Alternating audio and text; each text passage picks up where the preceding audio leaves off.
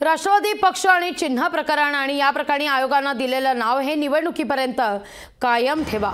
सर्वोच्च न्यायालयाचे शरद पवार गटाला तसे निर्देश आहेत। राष्ट्रवादी काँग्रेस पार्टी शरदचंद्र पवार हे नाव वापरण्याचा अधिकार पुढील आदेशापर्यंत कायम राहील असं सांगण्यात येत आहे।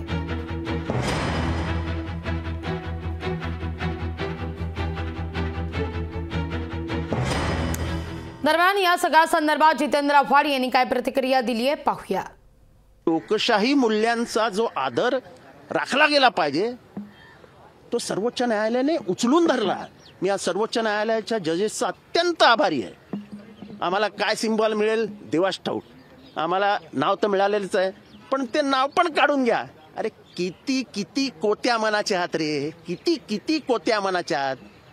अरे नावच शरद पवारांनी आणलं मैदानात। खरं तर तुम्ही नाव बदलून घ्यायला पाहिजे स्वतःहून की नाही शरद पवारांचं बाळ आम्ही नाही घेणार। अरे बाळ मांडीवर घेता। आता शरद पवार नवीन एक रोपटं लावतायत, अजून लावलं पण नाही, नवीन रोपटं लावतायत। त्यांना ह्याची भीती आहे की हा रोपटं काही क्षणातच वटवृक्षात बदलेल। त्यांना शरद पवारांची ताकद माहिती आहे। त्यामुळे शरद पवारांचं नाव गायब करा, त्यांचा पक्ष गायब करा आणि त्यांना सिंबॉलही म्हणून देऊ नका। लोकशाही मराठी ऐका, पहा, जागरूक रहा।